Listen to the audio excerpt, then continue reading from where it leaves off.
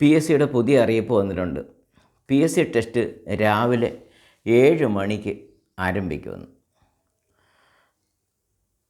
ഇതുവരെ 7:30-ക്കായിരുന്നു. ഈ P S C ടെസ്റ്റൊക്കെ നടത്തുന്നത് ഏതെങ്കിലും സ്കൂളുകളിൽ വെച്ചാണ്. ഇപ്പോൾ കമ്പ്യൂട്ടർ അധിഷ്ഠിത പരീക്ഷ ആയതുകൊണ്ട് ധാരാളം കമ്പ്യൂട്ടർ, അതിനുള്ള മേശകൾ, ഇതിന് എക്സാം നടത്താനുള്ള ഉദ്യോഗസ്ഥർ, ഇതെല്ലാം വേണം. ഒരു കാര്യം ചിന്തിച്ച് നോക്കിയാൽ 7 മണിക്ക് പി എസ് സിയുടെ എക്സാം വയ്ക്കണമെങ്കിൽ ഈ കുട്ടികൾ ഭൂരിപക്ഷ സ്ഥലത്തും തലേ ദിവസം അവിടെ വരണം. ഏതെങ്കിലും ലോഡ്ജ് റൂം എടുക്കണം. കൂടെ മാതാപിതാക്കളോ അല്ലെങ്കിൽ ഉത്തരവാദിത്തപ്പെട്ട ആരെങ്കിലും വേണം. ഈ സ്കൂളിനടുത്ത് ചിലപ്പോൾ ലോഡ്ജ് കിട്ടിയെന്ന് വരത്തില്ല.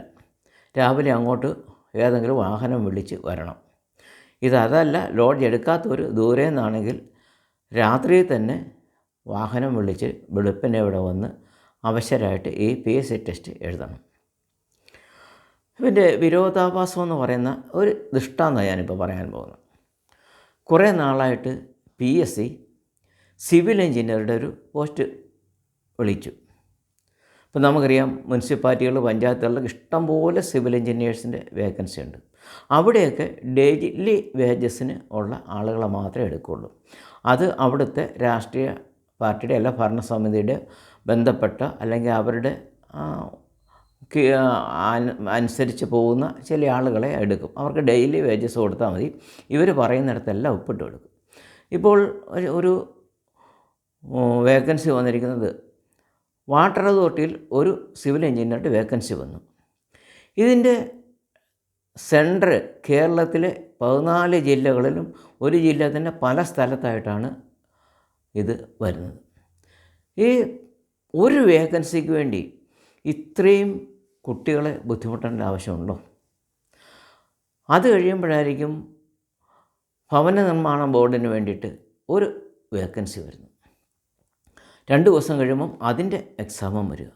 ഈ കുട്ടികളെല്ലാം വീണ്ടും ഇപ്പോൾ പ്രായമായ അവർക്ക് തന്നെ ഈ പരീക്ഷ എഴുതാൻ വരുന്നവർക്ക് തന്നെ കൊച്ചു കുട്ടികളുണ്ടാകും, അല്ലെങ്കിൽ മറ്റു ഉത്തരവാദിത്തങ്ങളുണ്ടാകും. ഇതെല്ലാം അതിജീവിച്ച് ഈ പ്രശ്നങ്ങളൊക്കെ തരണം ചെയ്ത് വേണം ഇവർ വരാൻ. മിക്കവാറും തലേദിവസം, ഞാൻ പറഞ്ഞ പോലെ തലേദിവസം വരണം, അല്ലെങ്കിൽ വാഹനം വിളിച്ച് വരണം.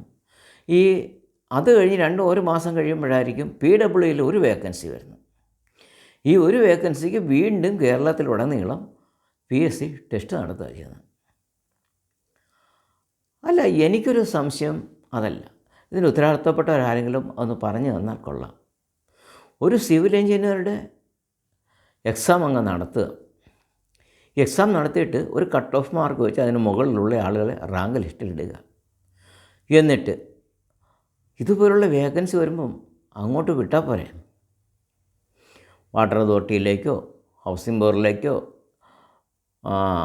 ലാൻഡ് ബോർഡിലേക്കോ PWയിലേക്കോ ഏതിലേക്കാണ് ആവശ്യമായിരിക്കുന്നിടത്തേക്ക് അങ്ങോട്ട് വിട്ടാൽ പോരെ.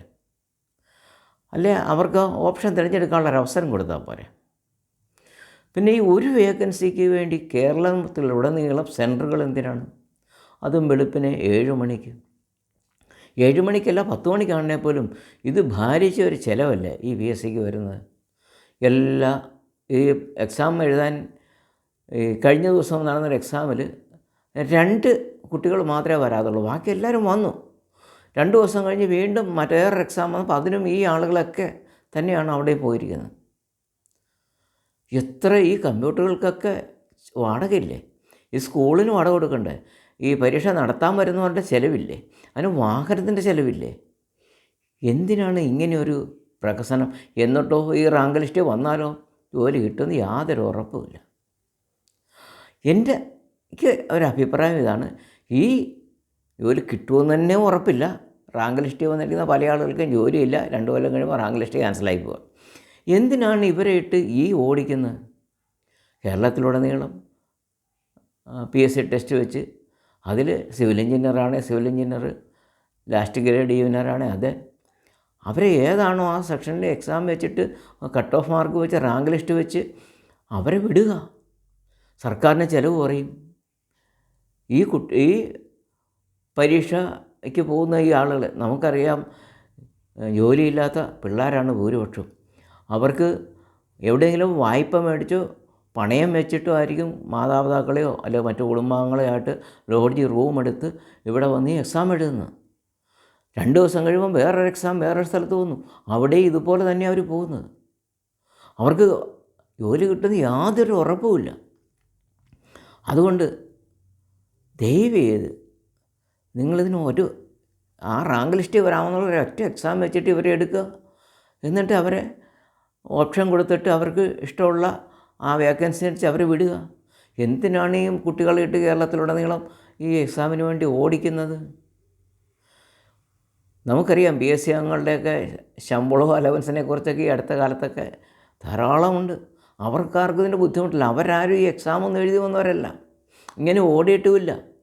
പകരം അവർ പ്രത്യേക സാഹചര്യത്തിൽ പ്രത്യേക റെക്കമെൻഡിൻ്റെ പേരിൽ എത്തിയവരാണ്. അവർക്കാർക്കും ഇവരുടെ വേദന അറിയില്ല. അതുകൊണ്ട് ദയവ് ചെയ്ത് ഈ ഇവർക്കാർക്കും ഇതിന് പ്രതികരിക്കാനും പറ്റില്ല. അതുകൊണ്ടാണ് ഞാൻ ഈ വീഡിയോയിലൂടെ പറയുന്നത്. ഇതൊന്നും സാധാരണ ഒരു സോഷ്യൽ മീഡിയയിലോ ഒരു TV വാർത്തയിലോ ഒരു പത്രവാർത്തയിലോ വരാറില്ല. ഇത് ഞങ്ങളുടെ അനുഭവസ്ഥരായതുകൊണ്ട് ഞങ്ങളുടെ അനുഭവത്തിൽ നിന്ന് പറയുന്നതാണ്. ഈ കുട്ടികളെ ഇട്ട് ഇപ്പം വർഷങ്ങളായിട്ട് പറഞ്ഞു കഴിഞ്ഞാൽ എത്ര PSC മുഖേന എത്ര സിവിൽ എഞ്ചിനീയർമാരെ എടുത്തിട്ടുണ്ട്? വളരെ ചുരുക്കം ആളുകളെ എടുത്തിട്ടുള്ളൂ. ഏത് സെക്ഷനിലാണ് നോക്കിക്കൂ, പൊതുമരാമത്ത് വകുപ്പിൻ്റെയോ അതുപോലെ തന്നെ തദ്ദേശ സ്വയംഭരണ വകുപ്പിൻ്റെയൊക്കെ ഏത് മേഖലകളിലും ഭൂരിപക്ഷവും ഈ ഡെയിലി വേജസ്സുകാരാണ്. അവർക്ക് നിസ്സാര പൈസ കൊടുത്താൽ മതി. അവിടെ ഒപ്പിടറാന്ന് പറഞ്ഞാൽ അവിടെ ഒപ്പിടും, ഇവിടെ ഒപ്പിടടി എന്ന് പറഞ്ഞാൽ ഇവിടെ ഒപ്പിടും. ഇത് ഒപ്പിടാൻ പറ്റില്ലെങ്കിൽ നാളെ മുതൽ നീ വരണ്ട. അപ്പോൾ അങ്ങനെയുള്ള ആളുകളെയാണ് ആവശ്യം. അതുകൊണ്ട് PSC ഒരു പ്രഹസനമായിട്ട് നടത്തരുത് ദയവ് ചെയ്ത്. അല്ല, ആയിരക്കണക്കിന് കുട്ടികൾ പഠിച്ച് നിൽക്കുകയാണ്. ജോലിക്ക് പറ്റാൻ പറ്റുന്നവരെ കയറ്റുക. പക്ഷേ ഇങ്ങനെ അവരെ ഓടിക്കാതെ ഒരു പരീക്ഷ നടത്തി അവരെ ആ റാങ്ക് ലിസ്റ്റ് കൊണ്ടുവന്നിട്ട് അല്ലാത്തൊരു കട്ട് ഓഫ് മാർക്ക് താഴെ വന്നിട്ട് പോട്ടെ. ഓരോ ദിവസവും ഓരോ വേക്കൻസിക്ക് വേണ്ടിയിട്ട് കേരളത്തിലുടനീളം ദയവ് ചെയ്ത് നിങ്ങൾ ഈ പരീക്ഷ ഒന്ന് നിർത്തിയിട്ട് അല്പമെങ്കിലും ദയ ഇവരോട് കാണിക്കണം. അതുപോലെ 7 മണിക്ക് എന്നുള്ളത് ഒരു 9 മണിക്ക് ആക്കിക്കൂടെ? സ്കൂളിലാണെങ്കിൽ സ്കൂളിന് അവധിയുള്ളൊരു ദിവസം നടത്തിക്കൂടെ? ഒരു സെക്കൻഡ് സാറ്റർഡേക്കോ അങ്ങനെ നടത്തിക്കൂടെ? ഇത് സ്കൂൾ വിദ്യാഭ്യാസം നടക്കുന്ന ആ ക്ലാസ്സിൽ തന്നെ അത് രാവിലെ ഇവർ പോയി പരീക്ഷ എഴുതിയിട്ട് വേണം ബാക്കി അറേഞ്ച് ചെയ്ത് സ്കൂളിലെ കുട്ടികൾക്ക് പഠിക്കാൻ. അതുകൊണ്ട് അല്പമെങ്കിലും ചിന്തിച്ച് ദയവ് ചെയ്ത് ഈ ക്രൂരത ഒന്ന് അവസാനിപ്പിക്കണം. ഇതാണ് എനിക്ക് പറയാനുള്ളത്. നിങ്ങൾക്ക് ഇതുപോലുള്ള വീഡിയോകളാണ് ഞാൻ ഇടുന്നത്. കോമഡി ഇല്ല, കുക്കിംഗ് ഇല്ല, രാഷ്ട്രീയ വിമർശനമില്ല. ഇതുപോലെ ശ്രദ്ധിക്കപ്പെടാതെ പോകുന്ന കാര്യങ്ങളാണ് എൻ്റെ വീഡിയോകളിലുള്ളത്. നിങ്ങൾക്ക് ഈ വീഡിയോ ഇഷ്ടപ്പെട്ടെങ്കിൽ നിങ്ങൾ സബ്സ്ക്രൈബ് ചെയ്യുക, ഇത് ഒന്ന് ഷെയർ ചെയ്യുക. തുടർന്നും ഇതുപോലുള്ള വീഡിയോകൾ ഞാൻ ഇടുമ്പോൾ തന്നെ നിങ്ങൾക്ക് ലഭിക്കാനത് സഹായിക്കും. ഈ വീഡിയോ ഇത്രയും നേരം ശ്രദ്ധിച്ചതിന് നന്ദി നൽകുന്നു.